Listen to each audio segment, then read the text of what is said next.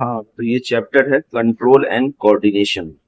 ठीक है, तो इसमें हम सबसे पहले एक टर्म समझते हैं कि इसमें टर्म दिया हुआ स्टिमुलाई। स्टिमुलाई क्या होता है? इसको सिंगुलर बोलते हैं स्टिमुलस, और प्लूरल जो है वो स्टिमुलाई है।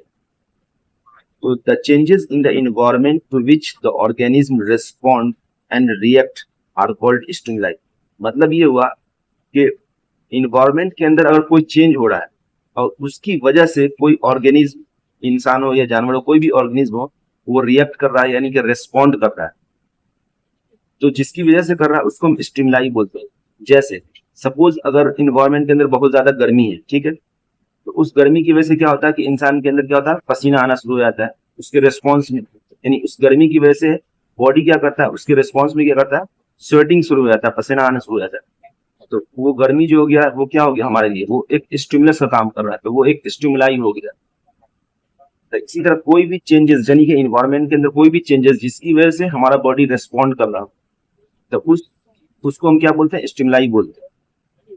जैसे जैसे लाइट, हीट हो गया, कोल्ड हो गया, साउंड। जैसे हम अगर किसी इंसान को अगर बॉडी पर हम पिन से चुभाते हैं, तो पिन जो हो गया क्या हो गया, हमारे लिए स्टिमुलस हो गया, यानी कि उसके चुभने की वजह से क्या हुआ, हमें पेन फील हुआ, अपने बॉडी को हम पीछे खींचेंगे, तो ये भी क्या हुआ, ये एक स्टिमुलस हो गया। ठीक है, जैसे यहाँ पर आपको,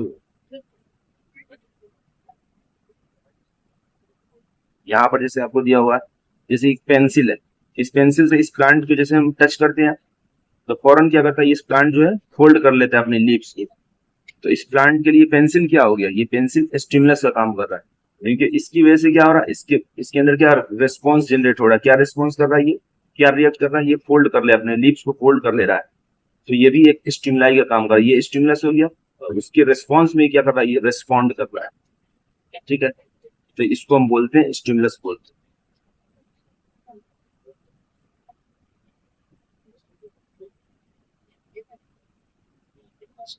अब देखिए, the reaction to stimuli is a characteristic property of living organism. यानी कि ये एक क्या है, कैरेक्टरिस्टिक प्रॉपर्टी है लिविंग ऑर्गेनिज्म की। यानी कि लिविंग ऑर्गेनिज्म को जब भी हम स्टिमुलाई देंगे, कि वो क्या करता है, वो रेस्पॉन्ड करता है, उसके रेस्पॉन्स में क्या करता है, वो रेस्पॉन्ड करता है। तो ये लिविंग ऑर्गेनिज्म की कैरेक्टरिस्टिक प्रॉपर्टी हो गई है। Both plants and animals respond करता है to various stimuli around them. Plants भी रेस्पॉन्ड करता है, एनिमल्स भी रेस्पॉन्ड करता है, लेकिन क्या है कि एनिमल्स जो रेस्पॉन्ड करता है वो डिफरेंट वेज में करता है, और प्लांट जो करता है उसका एक लिमिटेड वे होता है, लिमिटेड वे में करता है।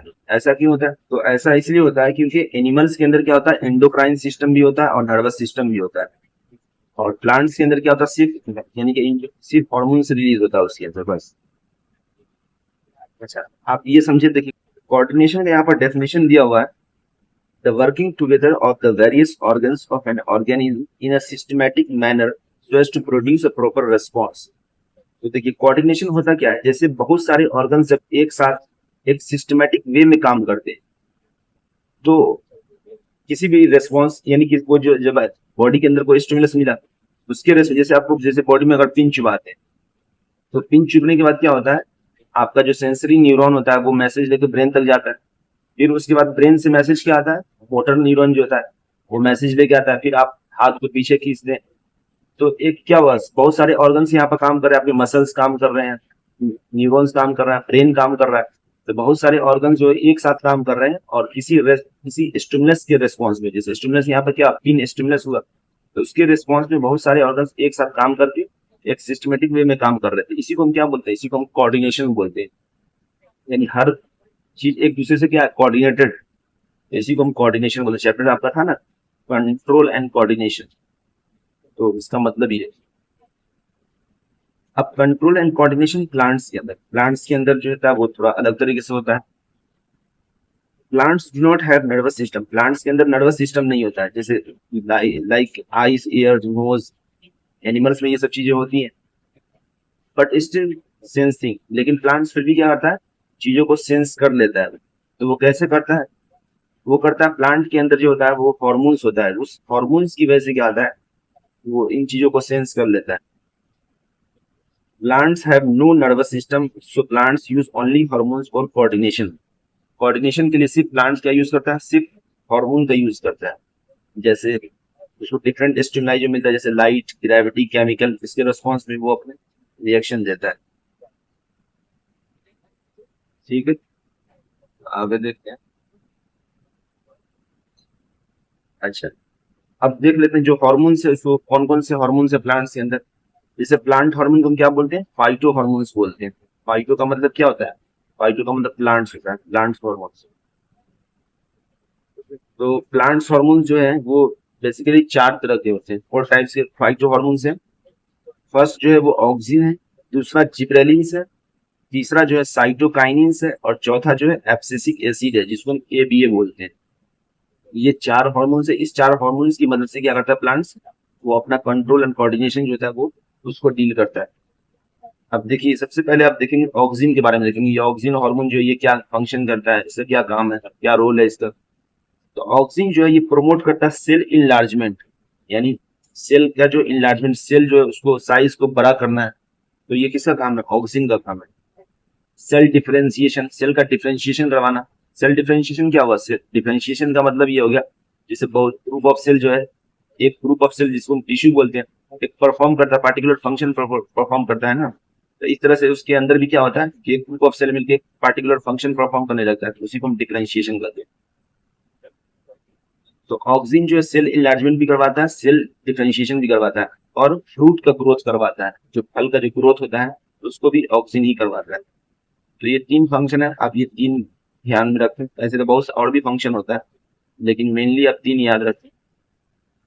अच्छा, दूसरा है आपके पास जिब्रेलिन्स।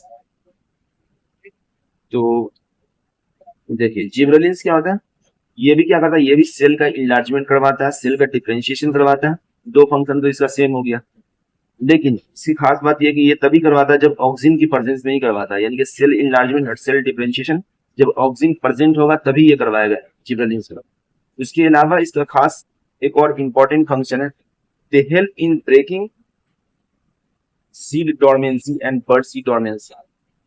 यानी कि जो सीड हम जो स्टोर करते हैं वो क्या होता है, डोरमेंट स्टेज में होता है। डोरमेंट का मतलब क्या हुआ, इनएक्टिव स्टेज में होता है। यानी जो जैसे धान हो गया, गेहूं हो गया, इसका सीड जो होता है उसको हम स्टोर करते हैं, तो वो क्या होता है उस वक्त ग्रो नहीं करता है ना, क्योंकि वो क्या होता है डोरमेंट स्टेज में होता है। ये डोरमेंट स्टेज में होता है। अब जैसे इसको हम सॉइल में रखेंगे, पानी देंगे, तो फौरन क्या होगा, उससे से रूट निकलना शुरू हो जाएगा, शूट सिस्टम निकलना शुरू हो जाएगा। तो इस सीड की जो डोरमेंसी है, जो इनएक्टिव स्टेट था, उसकी डोरमेंसी को ब्रेक कौन करता है, कौन करवाता है, कौन सा, तो वो जिबरेलिन्स करवाता है। तो ये जिबरेलिन्स का फंक्शन, ये इंपॉर्टेंट फंक्शन हो गया। इस सीड की डोरमेंसी को ब्रेक करता है कौन, जिबरेलिन्स करता है। और फ्रूट्स का ग्रोथ ये भी करवाता है। तो इसका ये एक अलग फंक्शन हो गया ना। बाकी तो ऑक्सीजन का भी जो सेम था वो इसका भी सेम है, लेकिन ये सीड डोरमेंसी को ब्रेक करवाता है, तो ये आप ध्यान में रखना है इसका। उसके बाद नेक्स्ट हार्मोन है साइटोकाइनिन्स। साइटोकाइनिन्स क्या करवाता है, ये प्रोमोट सेल डिवीजन। साइटोकाइनिन्स सेल का डिवीजन करवाता है। ये भी क्या करवाता है, डोरमेंसी को ब्रेक करता है, सीड और बर्ड सीड डोरमेंसी को ये भी ब्रेक करता है।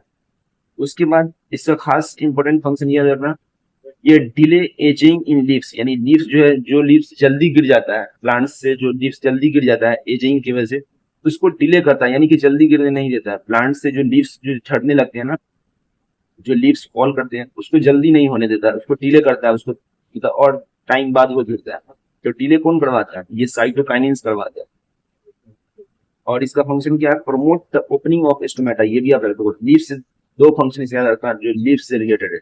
एक तो लीव्स की जो एजिंग है उसको डिले करता है, और दूसरा जो लीव्स के अंदर स्टोमेटा होता है, तो उस स्टोमेटा को भी ओपनिंग करवाता है। स्टोमेटा ओपन होगा तभी तो रेस्पिरेशन होगा, गैसेस एक्सचेंज होगा। तो स्टोमेटा की ओपनिंग भी करवाता है साइटोकाइनेसिस, और लीव्स की डिले एजिंग को जो डिले करता है। ये दो चीज जो है जिसको आप ध्यान रखना अच्छे से। बाकी ये फ्रूट ग्रोथ भी करवाता है। नेक्स्ट एसिड जो है वो है एब्सिसिक एसिड। एब्सिसिक एसिड जो है ये बिल्कुल अपोजिट होता है साइटोकाइनेसिस का, बिल्कुल जो फंक्शन साइटोकाइनेसिस का था उसका बिल्कुल अपोजिट फंक्शन होता है एब्सिसिक एसिड का। ठीक है, यानी इसके इसका एंटागोनिस्ट है, यानी इसका अपोजिट फंक्शन कर रहा है ना, इसलिए इसको एंटागोनिस्ट भी बोलते हैं। तो एब्सिसिक एसिड का देखिए promotes the dormancy in seeds. देखिए ये सीड की डोरमेंसी को ये लोग क्या कर रहा था, ये साइटोकाइनेसिस भी, जिबरेलिन्स भी डोरमेंसी को ही ब्रेक कर रहा है। ये डोरमेंसी को क्या करता है, प्रमोट करता है। तो अपोजिट, यानी कि अगर हर हर कोई अगर डोरमेंसी ब्रेक नहीं कराएगा तो फिर तो सीड क्या होगा, सीड को आप स्टोर नहीं कर पाएंगे, क्योंकि सीड की डोर्मेंसी ब्रेक हो जाएगा, जो आप स्टोर करेंगे वहीं आप वो जर्मिनेट हो जाएगा। तो कोई हार्मोन होनी चाहिए ना जो उसको काउंटर करने वाला, या ताकि जब हम स्टोर करते हैं तो उसको प्रमोट कौन कर रहा है, तो वो एब्सिसिक एसिड कर रहा है। तो यानी कि डोर्मेंट स्टेज में रखता है, इनएक्टिव स्टेज में रखता है ये सीड को, बर्ड्स को। इस वजह से हम स्टोर कर पाते हैं सीड्स को। It promotes the closing of stomata, stomata को ये क्लोज करवाता है। साइटोकाइनेसिस क्या करवा रहा था, ओपन करवा रहा था, ये स्टोमेटा को क्लोज करवाता है। तो बिल्कुल इसका एंटागोनिस्ट अपोजिट है। Promotes the wilting and falling of leaves, ये लीव्स की फॉलोइंग की जो लीव्स जो गिर रहे थे उसको डिले कर रहा था ये, ताकि बहुत टाइम बाद गिरे। ये उसको प्रमोट्स करता है, जल्दी गिरा देता है। प्रमोट्स द विल्टिंग, यानी कि लीव्स जो मुड़ जाती है, कर्ल हो जाती है, wilting and falling of leaves. अब कोई प्लांट है जिसमें अगर पानी की कमी है, जहां पर पानी की कमी, अगर विल्टिंग नहीं होगा, फॉलिंग नहीं होगा, तो उसके अंदर ट्रांसपिरेशन ज्यादा होगा, जिसकी वजह से प्लांट को क्या होगा, एक स्ट्रेस कंडीशन डेवलप हो जाएगा प्लांट के अंदर। तो उससे बचने के लिए क्या करता है, ताकि ट्रांसपिरेशन ज्यादा ना हो, लीव्स से ज्यादा ट्रांसपिरेशन ना हो, लीव्स फॉल हो जाता है, विल्टिंग हो जाती है। तो ये मेथड है बचने के लिए प्लांट। तो ये आपको हार्मोन का जिक्र हो गया।